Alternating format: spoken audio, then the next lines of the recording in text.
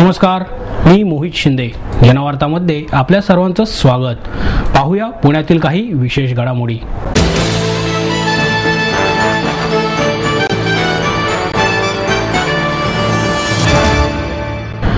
माध्यमिक आणि उच्च माध्यमिक मंडळाच्या 12वीचा निकाल 79.95% लागल्याने विद्यार्थ्यांमध्ये उत्साहाचे वातावरण आहे. मंडळाच्या संकेतस्थळावर हा निकाल जाहीर करण्यात आला. यावर्षीही मुलींनीच बाजी मारली आहे. उत्तीर्ण झालेल्या विद्यार्थ्यांमध्ये 84.6% मुली उत्तीर्ण झाल्या आहेत, तर 76.62% मुले उत्तीर्ण झाले आहेत. यंदा 12वीच्या परीक्षेला बसलेल्या 10,98,709 विद्यार्थ्यांपैकी 8,70,430 विद्यार्थी उत्तीर्ण झाले आहेत.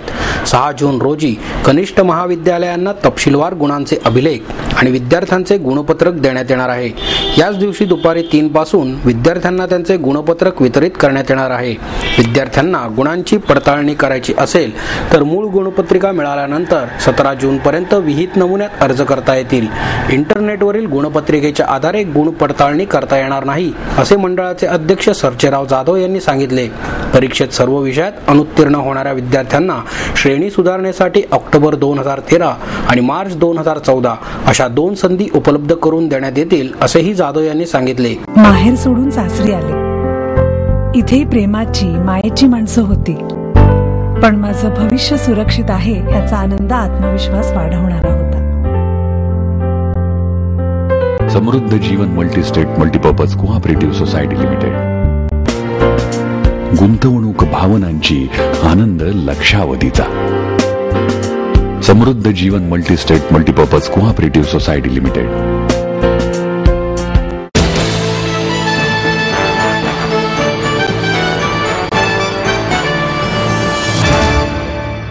येत्या 6 जून रोजी रायगडावर शिवराज्याभिषेक सोहळ्याचे आयोजन करण्यात आले आहे. दरवर्षीप्रमाणे अखिल भारतीय शिवराज्याभिषेक महोत्सव समितीच्या वतीने यंदा 5 आणि 6 जून दरम्यान किल्ले रायगडावर शिवराज्याभिषेक सोहळ्याचे आयोजन करण्यात आले आहे, अशी माहिती शिवजयंती महोत्सव समितीचे अध्यक्ष अमित गायकवाड यांनी दिली. दिनांक 5 जून रोजी गडपूजन, शिवकालीन युद्धकलांची प्रात्यक्षिके, दीपोत्सव आणि सांस्कृतिक कार्यक्रम होणार आहेत. 6 जून रोजी पहाटे ध्वजारोहणाने कार्यक्रम सुरू होणार आहे. तसेच शिवछत्रपती महाराजांचे वंशज युवराज छत्रपती संभाजी महाराज यांच्या हस्ते शिवराज्याभिषेक होईल, अशी माहिती समितीच्या वतीने देण्यात आली.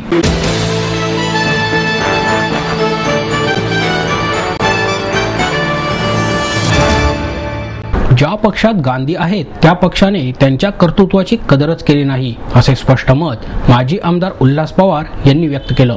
Doctor DY. पाटील विद्यापीठाच्या वतीने गिरीश गांधींना प्रतिष्ठेची डी.लिट पदवी प्रदान करण्यात आली. त्याबद्दल पुणे शहरातील त्यांच्या मित्रपरिवाराने त्यांच्यासाठी कौतुक सोहळा आयोजित केला होता.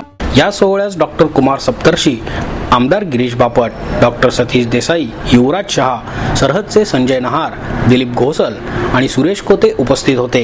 पदे मिळोत वा ना मिळोत, गेली कित्येक वर्षे आमचा हा विदर्भातील मित्र एखाद्या व्रतस्थ कर्मयोग्याप्रमाणे सतत कार्यमग्न असतो. अनेक संस्थांचा तो आधारवड आहे. तेजोपुंज व्यक्तिमत्व आणि स्फटिकासारखे निर्मळ काम, व्यासंगी, अभ्यासू आणि चळवळीच्या मुशीत तयार झालेले गिरीश गांधी हे विदर्भातील अनोखे रसायन आहेत, अशा शब्दात पवार यांनी नागपूरचे ज्येष्ठ सामाजिक कार्यकर्ते गिरीश गांधी यांचा गौरव केला. पवार पुढे म्हणाले, नितीन गडकरी हे गांधींचे विद्यार्थी इतकेच काय, गडकरींना पहिले भाषण करायला गांधींनीच भाग पाडले. विशेष म्हणजे ते भाषण पंडित नेहरूंबद्दल होते. ज्या पक्षात आज गांधी आहे त्या पक्षाने खरं तर त्यांच्या कर्तृत्वाची कदर केली नाही, असे माझे स्पष्ट मत आहे, असे सांगून पवार म्हणाले, आज राजकारण गुन्हेगारांच्या हातात गेल्यामुळे गांधी तेथे फिट बसू शकत नाहीत, पण राजकारण वगळून सुद्धा त्यांनी जो कार्याचा डोंगर उभा केला आहे त्याला तोड नाही. गडचिरोली सारख्या नक्षलग्रस्त भागात निशस्त्रपणे मुक्त एखादा गांधीच फिरू शकतो, अशी मल्लीथानीही त्यांनी केली. पुणेकरांच्या प्रेमाने मी भारावून गेलो असून असे प्रसंगच माझ्या जीवनाची ऊर्जा आहे, असे सांगून हा सत्कार आपण आयुष्यावर विसरू शकणार नाही, अशा शब्दात गांधी यांना आपल्या भावनांना वाट करून दिली. यावेळी नागपूरच्या शुभदा फडणवीस यांनी आपल्या खुमासदार निवेदन शैलीमध्ये गिरीश गांधी यांचा जीवनपट उलगडला. गांधींनी ज्या सेवाभावाने आपले जीवन समाजासाठी समर्पित केले हे ऐकून समस्त पुणेकर अचंबित झाले. आई वडिलांनी पै पै जमवून मला शिकवण्याचा निर्णय घेतलेला कळत होता. माझ्या उच्च शिक्षणासाठी त्यांनी मला कायमचा आधार मिळवून दिला होता. त्यांनी स्वतःसाठी कधीच काही केलं नाही, पण माझ्यासाठी Samruddha Jeevan multistate multipurpose cooperative society limited. गुंतवणूक भावनांची, आनंद लक्षावधीचा. Samruddha Jeevan multistate multipurpose cooperative society limited.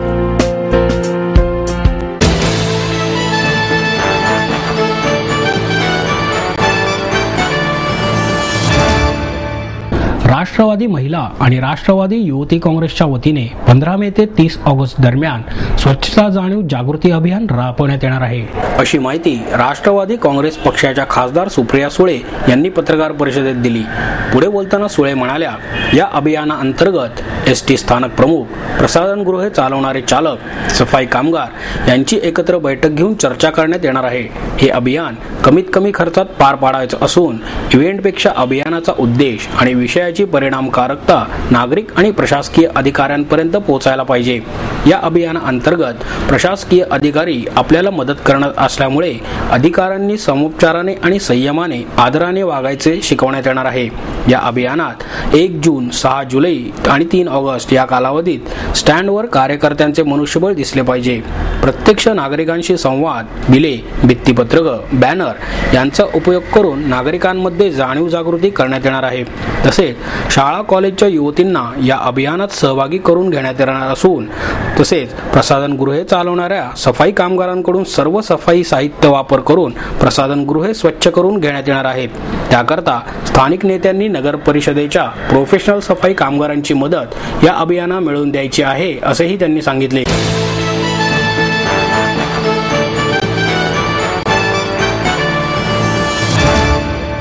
मसापमध्ये जगातील सर्व भाषिकांनी एकत्र यावे, असे आवाहन माजी खासदार श्रीनिवास पाटील यांनी केलं.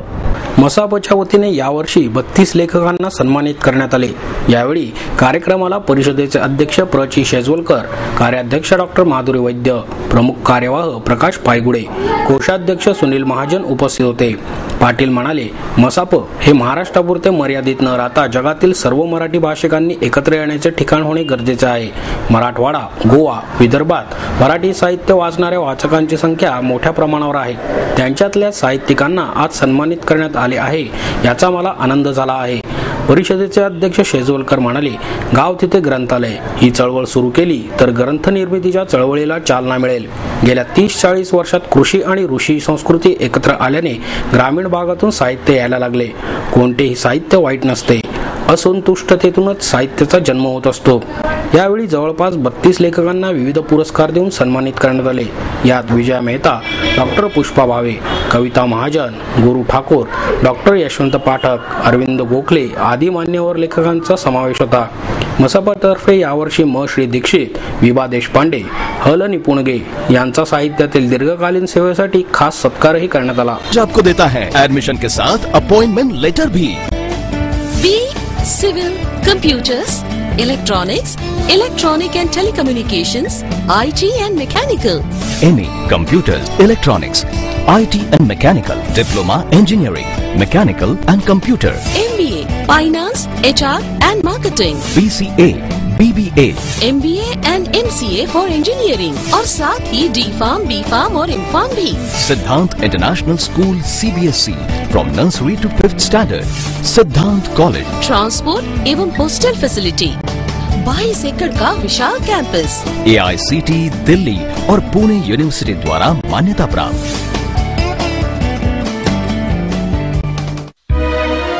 समृद्ध करियर की ओर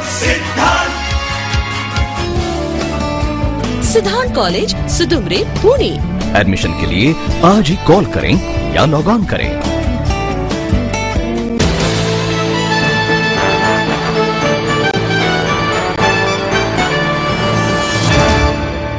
राष्ट्रीय बंजारा परिषदेच्या वतीने बंजारा संमेलनाचे आयोजन आहे. राष्ट्रीय बंजारा परिषदेच्या वतीने 7 जून रोजी बंजारा साहित्य संमेलन आयोजित करण्यात आले आहे. अक्कलकोट येथे होणाऱ्या या संमेलनाचे उद्घाटन केंद्रीय कृषी मंत्री शरद पवार यांच्या हस्ते होणार आहे. परिषदेचे अध्यक्ष किसनराव राठोड, संमेलनाचे अध्यक्ष प्राध्यापक मोतीराज राठोड यांनी पत्रकार परिषदेत ही माहिती दिली. यावेळी देशातील 265 संशोधक, लेखक, साहित्यिकांचा सत्कार, पुस्तक प्रदर्शन, साहित्य दिंडी, विक्री असे विविध कार्यक्रम आयोजित केले आहेत. आपलं स्वप्न, आपलं मन, आपलं स्वतःचं घर हेच खरं धन. समृद्ध जीवन पार्क सादर करत आहे 140 फ्लॅट्सची एक प्रशस्त गृह योजना. कात्रज कोंढवा रोडवर बिबवेवाडीपासून फक्त 2 किलोमीटर अंतरावर आपल्या आर्थिक गणितात बसणारे 1 व 2 BHK फ्लॅट्स. तब्बल 3 मजली पार्किंग सह ऐस पैस गार्डन, क्लब हाऊस आणि इतर सुविधांनी सुसज्ज. बुकिंग साठी संपर्क 9850937373 9850947373. समृद्ध जीवन, नांदी सौभाग्याची, सुरुवात प्रगतीची.